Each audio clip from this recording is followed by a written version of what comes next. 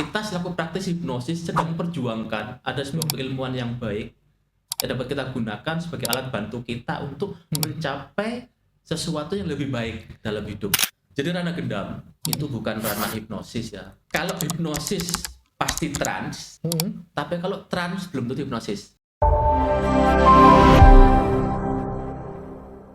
Hipnoterapi sudah banyak didengar, tapi ternyata di Indonesia masih banyak yang belum paham. Di titel kali ini, saya akan berbincang, ngobrol santai, dan tentu ini insight yang paling berharga dan dibawakan oleh orang yang memiliki dasar yang kuat untuk menjelaskan ini. Ini adalah Suhendar Pak Budi. Apa kabar Pak Suhendar? Alhamdulillah. Sul, apa kabar? Sehat, gimana kegiatannya Ya, Suhendar? sehari-hari sebagai ASN yang masih seperti biasa ya. Berarti saya salah ngundang ini Pak Endar. Ini saya membahas hipnoterapi ini. Pak Endar, Oke. ngomong-ngomong sampai hipnoterapi, sekarang kan di media sosial, bahkan mungkin di media nasional itu kan sudah mulai banyak dibahas ya tentang gaungnya hipnoterapi itu. Bermunculan banyak sekali lembaga dan ada beberapa organisasi profesi. Ya. Tapi masih banyak yang belum paham hipnoterapi. Mungkin bisa dijelaskan sedikit. Tapi sebelum menjelaskan gini, Pak Endar boleh kenalan diri dulu. Pak Endar itu siapa? Ya. Kemudian bisa menjelaskan apa tentang hipnoterapi. Silakan. Oke, terima kasih. Oke. Ini berarti pendengar, penonton atau apa ya sebutannya nanti? Penonton lah. Penonton, iya dong. Podcaster. Jadi saya Suhendar Pak Budi Wibowo, sarjana ekonomi. Memang sehari-hari saya sebagai hipnoterapis, hipnoterapis di lembaga saya pribadi, Gria Agi Ablian of Hipnoterapi, dan juga kebetulan dipercaya sebuah lembaga LKP Teta Institute sebagai direktur. Kalau berbicara hipnoterapi Cak Sul ya, itu kan sebuah metode terapi yang menggunakan pendekatan hipnosis atau kondisi trans, di mana di situ kita mengakses pikiran bawah sadar untuk melihat, kemudian kita memprogram ulang, menanamkan program baru yang memang dibutuhkan oleh klien. Dalam rangka apa? Yaitu mempengaruhi baik itu sikap, perilaku, emosi, dan juga persepsi dari klien itu sendiri setelah pasca hipnoterapi. Kenapa banyak orang ini ya? Banyak orang yang betul-betul takut ya karena ada hipnonya itu. Ya. Itu kenapa kira-kira? Kenapa orang takut memiliki stigma bahwa hipnoterapi itu mengerikan itu? Sebenarnya kalau yang kita dapatkan dari ruang praktek ya, bukan seserem itu sih. Memang kan ada pepatah ya, tak kenal maka tak sayang. Ketika kenal hipno itu apa ya, dikiranya makanan apa itu. Iya. Bahkan ya memang kita nggak bisa pungkiri ya bahwasannya hipno itu sendiri kan bukan bahasa asli dari bahasa Indonesia, dari bahasa Italia, yang memang di sana itu ada nama dewa. Wah, dewa. Ya, dewa tidur. Dewa tidur. Oke. Disebut dengan maknanya apa maknanya? Kenapa bisa dewa tidur itu? Nah, karena kondisi hipnosis itu identik dengan kondisi tidur. Oke. Tetapi bukan tidur loh ya. Itu hanya kondisi relaksasi dalam, sehingga seluruh otot-otot seluruh tubuh itu menjadi rileks dan santai, nampaklah seperti tidur. Padahal saat itu sadar sepenuhnya. Artinya sadar sepenuhnya berarti betul-betul bisa mengendalikan betul gitu. Iya. Dia masih mendengar, merasakan rabahan, usaha udara yang berganti derajat pun terasa oleh dia. Oke. Lalu kemudian berarti ini masyarakat miskonsepsi ya terhadap itu ya, terhadap pemahaman hipnosis sendiri itu ya. Salah paham gitu ya. Nah, bagaimana kalau misalkan ada fenomena di jalan-jalan nih, ada berita nih, wah kayaknya digendam nih. Oh ya. Itu apa betul gendam atau hipnosis, atau mungkin perbedaan apa hipnosis sama gendam itu? Nah, bicara gendam memang berkali-kali juga di podcast yang terdahulu itu sempat kita bahas. Jadi ranah gendam itu bukan ranah hipnosis ya, tetapi ada beberapa praktisi gendam itu ketika kita ajak ngobrol dalam tentang teknik yang dia gunakan, ya mohon maaf loh ya, itu juga hipnosis ternyata. Oke, berarti artinya hipnosis tidak seharusnya hipnosis itu bukan relaksasi. Tidak harus relaksasi Tidak gitu. harus relaksasi, tapi kondisi Oke. trans itu. Boleh dijelaskan ini. Barangkali teman-teman belum paham apa trans itu ya. Kondisi trans bagaimana gitu. Kondisi trans saat konsentrasi terfokus kepada dalam, tadi pada dalam diri, terfokus di dalam sehingga dia abai tentang kondisi luar dirinya. Contoh saya bingung. Contohnya. Contoh, Cak Sul ya, Cak Sul ini pernah nggak nonton televisi? Filmnya asik, acaranya lah, jangan film, acaranya asik sesuai dengan minatnya Cak Sul. Kira-kira saat nonton TV ada orang lewat di depan Cak Sul, terasa nggak, sadari nggak? Tahu tapi mungkin abe kali ya. Tahu lalu lalang mungkin abe gitu ya. Tapi bisa nggak saat itu Cak Sul itu menandai, oh ini yang lewat? Enggak ya, kalau terlalu asik kan enggak Nah, ya. itu. Karena fokusnya bukan di yang lewat tadi. Momen ngambilnya gimana tuh kalau misalkan ditarik korelasi dengan gendam, ngambil barangnya itu bagaimana? Nah, ini saya berbicara bukan sebagai praktisi gendam loh ya. Saya juga tidak akan membahas dari kondisi hipnosis tadi itu. Jadi yang terjadi sebenarnya itu yang berdasarkan pengakuan para korban ketika mereka bercerita. Justru ini permainan psikologi. Oke. Psikologi. Gimana bisa gitu? Di mana setiap manusia, saya nggak bilang orang ya, setiap manusia itu memiliki dua kecenderungan, fear and greedy. I see. Ya. Jadi memanfaatkan kondisi itu untuk memanipulasi pikirannya, itu namanya ditipu kali ya? Ya, ditipu, Iya kan? tapi menggunakan Pendekatan ini ya. entah dengan ketakutannya atas nasib jelek ataupun rasa sakit ataupun ketamakan. Berarti dijanjikan sesuatu. Berarti antara dijanjikan atau diancam. Barulah dia akan mengikuti apapun yang diperintahkan atau dilakukan oleh si pengendam. Akhirnya hipnosis jadi kambing hitam dong. Ya kan, hipnosis yang harusnya bisa berdampak positif, Nah, akhirnya menjadi kambing hitam sehingga efeknya ke hipnoterapi seolah-olah sama. Betul gitu ya? itu juga nggak serta-merta kita komentari seperti itu Cak Sul. Karena memang gini, kenapa kok broadcaster itu lebih enak, lebih nyaman menggunakan kata hipnosis daripada gendam untuk menyampaikan info kepada audiens. Gitu loh. Ya kan? Mungkin lebih keren hipno ketika daripada bilang gendam. Gendam kan bahasa Jawa ya. Iya, iya. Nah, Gak tahu sih. sedangkan hipnosis itu bahasa yang belum dikenali banyak orang, tapi dia lebih keren. Akhirnya ketika unik itu yang mudah diterima. Sehingga padahal di sisi lain kita selaku praktis hipnosis sedang memperjuangkan ada sebuah keilmuan yang baik yang dapat kita gunakan sebagai alat bantu kita untuk mencapai sesuatu yang lebih baik dalam hidup. Kan ada tuh trainer hipnosis, Ya, ada trainer hipnoterapi, ada juga loh trainer gendam. ya. Itu gimana tuh akhirnya konsepnya? Ini yang bener yang mana nih, gendamnya, hipnosisnya, atau gimana? Atau mungkin gendam itu pendekatan tradisional atau hipnosis itu mungkin lebih modern, itu gimana tuh? Ya. Bisa berbeda-beda gitu gimana? Oke. Kita bahas dulu antara hipnosis dan hipnoterapi. Trainer hipnosis dan trainer hipnoterapi. Ya. Hipnosis, ya, itu adalah pola komunikasi. Oke. Ya kan, pola komunikasi yang bisa digunakan untuk memprogram ulang ataupun menanamkan program dalam pikiran bawah sadar. Itu hipnosis. Ya. Sehingga orang yang mengajarkan hipnosis disebut trainer hipnosis.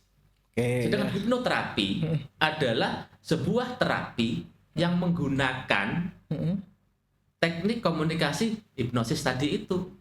Sehingga untuk tujuan terapi gitu ya. sehingga proses hipnosisnya ditujukan untuk terapi. Oke, kalau gendam?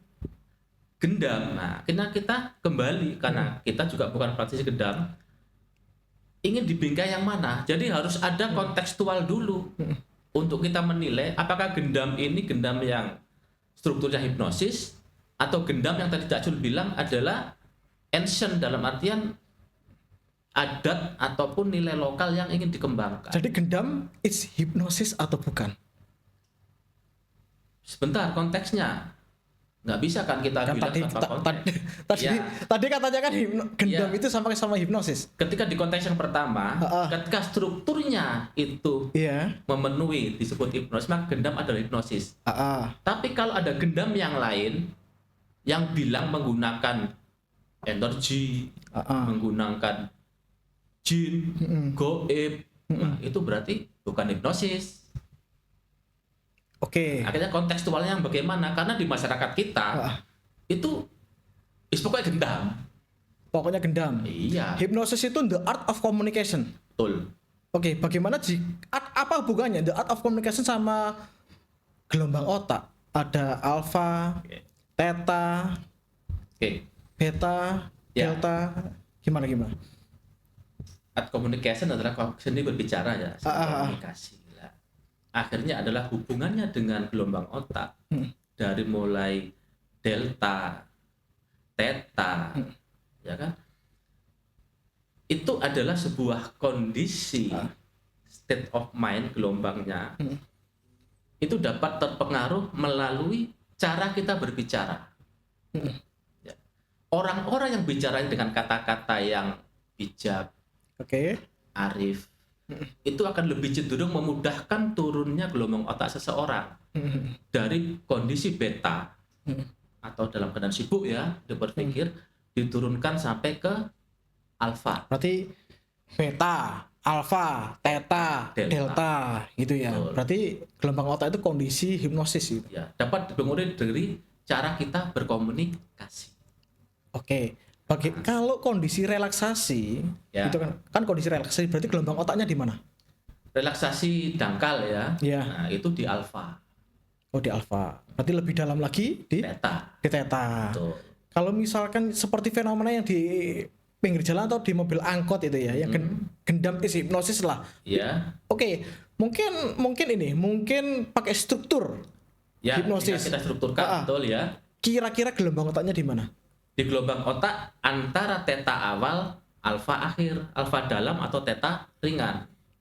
Mata terbuka. Terbuka, waking hipnosis. Oh, berarti ada waking hipnosis. Itu berarti mata terbuka, terus ada yang relaksasi, berarti relax. Betul. Menarik ini. Ya, menarik. Macam-macam memang. Adabnya tuh macam-macam. Lah fenomenanya gimana tuh? Fenomena yang dihasilkan seseorang yang masuk dalam kondisi hipnosis. Itu fenomenanya apa aja yang bisa dilihat orang gitu? Dalam artian misalkan Cak Sul nih di hipnosis ya. Yang dilihat oleh penonton misalkan. Iya. Ya. Jadi ketika dalam konteks hipnosis formal ya, maka Cak Sul akan kelihatan seperti sangat santai. Iya. Bahkan seperti tidur. Itu yang tampak. Berikutnya, ketika semakin dalam kondisi hipnosisnya, maka terjadi fenomena apasia. Oke. Itu adalah sebuah fenomena di mana Cak Sul itu sudah mulai akan sangat berat untuk disuruh berbicara dalam kalimat yang panjang. Pelan-pelan gitu ya. Pelan tuh berat. Gitu. Berat ya. Berat. Oke. Nggak mungkin bisa bicara sejelas seperti saat ini. Oke. Itu apasia namanya. Itu kondisi hipnosis. Oke.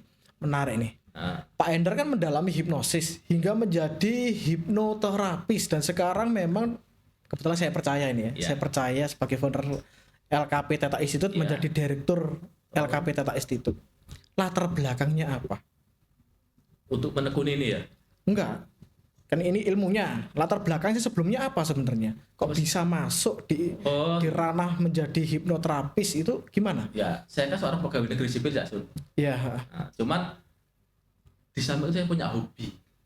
Oke. Yaitu di dunia pengembangan diri melalui sebuah organisasi yang berpakaian coklat-coklat itu di Gerakan Pramuka. Iya. Jadi ternyata di Gerakan Pramuka itu metode pembinaannya ya itu mirip dengan metode menanamkan sugesti ke dalam pikiran bawah sadar. Mirip. Dulu kenalnya hipnosis dari mana? Pertama kali. Oh, ini hipnosis akhirnya tertarik itu dari mana? Itu tahun 98. Wah, 98 itu kan Krismon. Iya. Iya. Setelah Krisis ya? Krismon.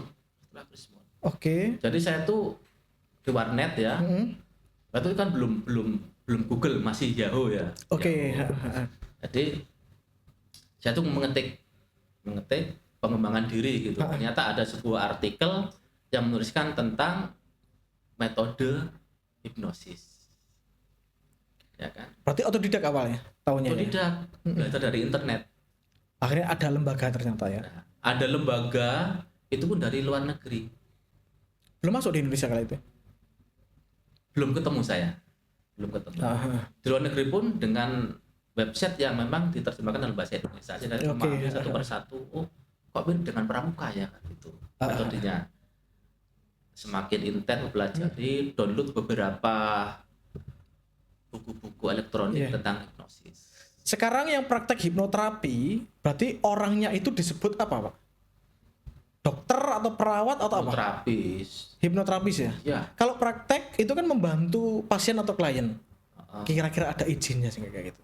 Kalau di negara kita ya sudah ditata kan. Namanya adalah STPT. Surat Terdaftar Penyehat Tradisional. Oh, masuknya di rumpun tradisional ya.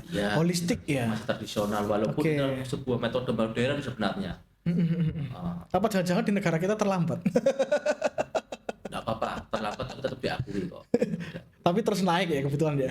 Semoga nanti tidak hanya tradisional, benar-benar modern itu tercapai. Nah, menarik nih. Karena kebetulan saya juga di Theta Medica, itu kan klinik hipnoterapi. Kebutuhan Pak Endar. Jadi kebutuhan layanan hipnoterapi dari tahun ke tahun itu meningkat signifikan. Nah, ini menariknya nih. Tapi anehnya jarang yang berminat menjadi hipnoterapis. Padahal karir menjadi hipnoterapis itu sangat menjanjikan.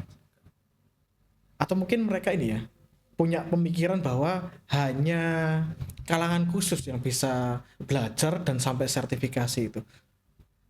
Sebenarnya juga gini ya, kalau kita mengamati pasar, pasar, minat itu sebenarnya banyak. Cuman kan mungkin ya yang di luar itu masih mempertimbangkan mau ngambil dari lembaga mana. Masih profiling, ngambil A bagaimana, B bagaimana, C bagaimana. Namun kalau berbicara pada tadi yang saya sampaikan kok seperti minatnya itu rendah, ya mungkin kita masih perlu mengedukasi masyarakat kita agar kesadaran menjaga kewarasan akal kita itu menjadi sebuah hal yang penting. Syaratnya apa sih jadi hipnoterapis itu apa? Syaratnya pertama sebenarnya cukup simpel kok. Kalau secara formal ya, secara formal adalah bisa berkomunikasi dua arah. Yang pertama, secara jelas, verbal. Yang kedua, memang memiliki kepedulian terhadap kesehatan mental masyarakat. Baru yang ketiga adalah mau untuk mempelajari secara komprehensif keilmuan ini. Wah, ini komprehensif, ini perlu digarisbawahi teman-teman ya. Komprehensif, nggak boleh parsial. Atau mungkin ada lembaga-lembaga yang memang mengajari kelas instan itu. Instan langsung praktek gitu. Banyak banget. Banyak banget ya. Banyak banget. Saya dulu alumni dari lembaga-lembaga seperti itu. Latihan 2 hari, pulang buka praktek Cak Sul. Sakti ya. Sakti banget. Tapi setelah itu barulah ketika mengetahui 1, 2, 3 kali, 10 kali membuat review terhadap jurnal yang saya tulis, ternyata tidak sesimpel ini. Gitu ya. Iya. Apalagi berhubungan dengan pikiran manusia loh ya. Wah, apalagi dengan manusianya tuh. Manusia. Nah, Pak Endar sekarang menjadi Direktur Theta Institute of Clinical Hypnotherapy. Nah, ini bukunya ya. Itu bukunya ya. Betul. Nah, ini ya bener ya. Dari tadi promosi di sini nih. Ya. Apa yang membedakan nih Theta Institute of Clinical Hypnotherapy dengan lembaga lain? Nah, itu tadi komprehensif.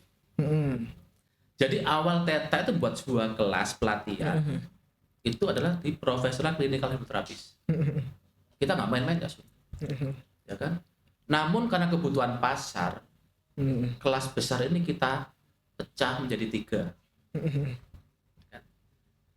Di level pertama kita berikan gelar CMH, Certified CHM. CHM ya, Certified Hypnosis Mastery.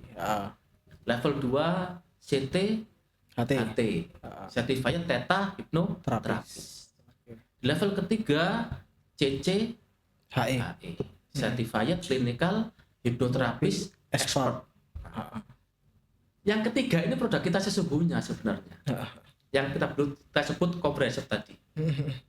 Pengingat yang kita tangani adalah manusia.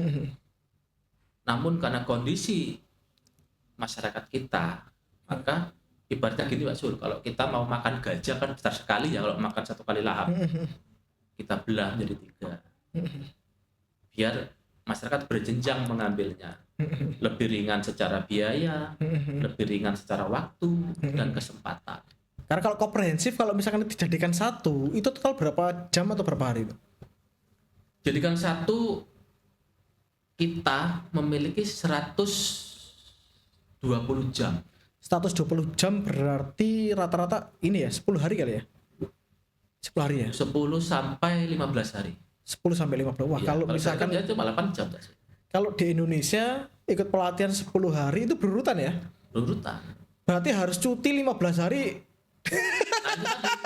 Makanya harus kita pecah. Dipecat. Ya, kita pecah menjadi 3 itu. Itu pun masih kita siasati lagi pelaksanaannya ya Sul. Jadi hari pertama 8 jam ya. Untuk yang level 1 saja ini, itu kan di kelas 2 hari kan. 8 jam. Kemudian mereka pulang dulu. Pulang. Ngapain tuh pulang? Praktek. Oh, kayak tugas itu ya? Iya, praktek. Praktek. Selang 2 minggu kembali ke kelas lagi. Presentasi apa yang telah dipraktekkan, presentasi apa yang dia dapatkan, kemudian kita analisis bersama. Setelah paham, baru kita lanjutkan pada etapa berikutnya. Kalau nggak ngerjakan tugas, gimana? Kayak sekolah gitu ya? Sekolah dari 30 siswa, ternyata ada 5 orang lah yang mungkin agak bandel gitu, nggak ngerjakan tugas. Gimana tuh? Ya kita perpanjang durasi pelatihannya. Dalam artian, kamu belum bisa mengambil etapa berikutnya sebelum store tugas ini. Artinya sebenarnya bisa saja lulus, cuma mungkin durasi lulusnya beragam gitu ya? Betul. Berarti cepat tidaknya tergantung masing-masing. Iya. Oke. Jadi kita student center. Ya kan? Jadi apa kebutuhan peserta itu yang kita tangani. Sehingga apa? Kita betul-betul punya kelulusan yang kredibel. Kan gitu. Selama jabat jadi direktur Theta Institute, boleh ceritain keluhannya apa? Keluh kesahnya berarti keluhnya. Keluhnya dulu apa? Kalau keluhnya sebagai direktur ya itu tadi, karena masyarakat kita kan masih belum aware terhadap kesehatan mental, bahkan ketika menjadi seorang hipnoterapi, hipnosis itu masih dipandang sebelah mata. Padahal itu penting. Padahal kalau ini di luar mulia atau di luar profesi ya. Sebenarnya penghasilan hipnoterapis Pak Ender itu tinggi. Loh, betul. Ada yang 10 juta, 15, bahkan ada yang ratusan juta per bulan. Betul. Real itu. Betul. Karena ya kita bisik-bisik aja karena tidak ada yang jadi hipnoterapis itu. Eman kan. Tapi potensi klien itu banyak sekali. Iya, tapi kalau nggak ada yang jadi hipnoterapis gimana lembaga Theta Institute nih? Udah apa-apa. Nanti kan banyak Cak Sul. Kita punya siswa lulusan itu yang alumni klien. Oh iya banyak. Ya kan? Jadi dia dari klien dulu. Iya. Karena dia mendapatkan edukasi tentang apa yang dia keluhkan kemudian sembuh, akhirnya baru muncul awarenya pada lebih dia dapat manfaatnya dulu, merasakan manfaatnya dulu. Itu. Jadi nggak usah bingung Theta Institute itu sebenarnya. betul. Iya. Pendar. Nah, kalau Theta Institute kan pasti akan terus berjalan kan? Ya. Bertumbuh terus ke depan. Betul. Kira-kira apa program-program yang dikembangkan berikutnya ini? Nah, apakah hanya hipnoterapi aja dan sertifikasi atau yang ada yang lain itu? Namanya tumbuh berkembang kan berarti kan harus banyak cabang, banyak ranting, banyak daun, sudah pastilah. Minimal kan ilmu terapan dari hipnosis ini pasti ada nanti semacam hypno speaking atau dengan public speaking itu kan, hypno running, hypno teaching, bahkan sekarang yang umum itu hypno sirkumsisi. Ada juga ya? Iya, sunat hypno dulu. Ya kan, kemudian ada hypno birthing. Banyak banget ranting-ranting cabangnya. Itu aman ya? Hipnosis. Aman. Saya baca-baca sekilas itu kan fungsi daripada hipnoterapi bisa ditangani untuk bisa menangani untuk keluhan-keluhan gangguan psikologis, emosi dan perilaku. Ya. Nah itu tadi kayak operasi kecil kan, sunat itu kan operasi kecil. Iya. Gimana tuh akhirnya? Nah, hipnosis digunakan sebagai piranti awal, menciptakan kondisi rileks. Oke. Ya kan, sehingga kondisi detak jantung menjadi normal, tekanan darah normal. Ketika dilakukan tindakan sirkumsisi tadi itu, ya kan, selain si klien ini nyaman dan juga prosesnya pun menjadi aman. Artinya untuk ini ya? Atau Penunjangnya saja sebenarnya. Oh, Jadi bukan dengan dihipnosis benar sunatnya jadi, enggak. sekali jentik langsung sunat jadi gitu? Enggak. Bukan gitu? Sebagai piranti itu pengkondisian agar berjalan dengan aman dan nyaman. Berarti lebih tepat gini mungkin ya? Hipnosis yang digunakan untuk Sirkumsisi. Kitan itu untuk menenangkan. Ya. Biar si Didi ini tidak cemas gitu ya. Agar tidak takut. Betul. Akhirnya prosesnya lancar. Betul. Tapi kan belum datang ke tempat praktek sudah cemas tuh dia. Akhirnya nggak mau berontak. Gimana caranya? Di tempat praktek akhirnya kan diedukasi dengan hipnosis tadi itu. Nah, hipnosisnya juga bukan hipnosis yang formal, yang tidur, enggak. Jadi bagaimana menciptakan kondisi relaksasi, kemudian fokus ke dalam. Dengan apa? Macam-macam tekniknya. Itu nanti diulas di kelas. Oh, gitu ya. Iya. Oke, menarik ya. Nah, sekarang kalau bicara hipnosis nih lebih dalam lagi. Ya. Apakah orang berdoa, meditasi itu juga sama halnya dalam kondisi hipnosis? Mengingat ini ada secara ilmiah itu ada penelitian bahwa di dalam kondisi itu gelombang otaknya itu di alfa bahkan di theta. Ya. Nah, apakah itu juga disebut hipnosis? Secara kondisi trans, ya. Tapi hipnosisnya belum tentu. Kenapa? Hipnosis tadi kan pola komunikasi. Oke. Kalau komunikasi berarti kan ada sesuatu yang disampaikan, diucapkan. Lah, apa dulu yang diucapkan? Kalau doa berikan Tuhan tenangkan hatiku, aku semakin nyaman. Gitu gimana tuh? Afirmasi kayak gitu. Itu masuk hipnosis enggak tuh? Masuk. Berarti itu hipnosis. Iya. Hipnosis. Hipnosis sama trance itu berbeda. Beda. Bedanya di mana? Yang paling bisa dipahami orang awam. Oke. Kalau hipnosis pasti trans, tapi kalau trans belum tentu hipnosis. Oke, trans belum tentu hipnosis. Penjelasannya, contohnya deh. Nah, jadi trans adalah sebuah pengkondisian dari proses hipnosis. Tapi trans tidak mesti harus terjadi dari proses hipnosis. Berarti bisa saya rangkum ya. Berarti hipnosis itu adalah rangkaian proses untuk membimbing orang masuk di trance. Betul. Oh, I see. Oke. Salah satu cara menuju ke trance adalah hipnosis. Salah satu. Itu di Theta itu kan ada tuh. Hipnoterapi untuk anak. Ya. Itu kan kalau saya lihat di ruang praktek atau di beberapa cuplikan video, ya. Itu kan nggak pakai relaksasi. Itu hipnosis ya. Iya. Pengkondisian trans dengan metode hipnosis yang lainnya tadi. Berarti intinya adalah proses hipnosis itu tidak harus relaksasi. Nah, tidak mesti dalam kondisi relaksasi. Iya. Oke. Yang penting adalah bagaimana menciptakan kondisi fokus pada satu fokus bahkan internal. Nah, dalam proses hipnoterapi ada kalanya ini ya untuk klien dewasa itu nangis-nangis. Ya. Histeris, teriak-teriak, mukul-mukul, bahkan refleks benturkan tubuhnya di dinding. Nah, itu kondisinya boleh dijelaskan itu kondisi seperti apa tuh? Kalau itu bagi saya ya, itu meskipun sebagai kondisi katarsis. Peluapan, pelampiasan emosi yang terpendam. Oke. Ya, tapi kalau bagi orang yang tidak siap itu disebut apreaksi. Kenapa apreaksi? Berarti reaksi emang nggak kehendaki, nggak normal kan itu. Tapi bagi kami yang memahami itu katarsis. Jadi itulah saatnya perilisan emosi berlangsung. Perbedaan katarsis sama apreaksi apa? Apreaksi atau reaksi yang nggak diinginkan atau nggak dikehendaki tadi itu bisa muncul sewaktu-waktu ketika memori yang mengandung intensitas emosi tinggi itu terulik. Oke. Akhirnya keluar. Ya. Sedangkan kalau katarsis adalah sebuah teknik pelepasan emosi yang ada di dalam memori. Berarti kalau apreaksi itu keluarnya adalah tanpa disengaja, by accident, kecelakaan proses. Sedangkan katarsis memang dimunculkan.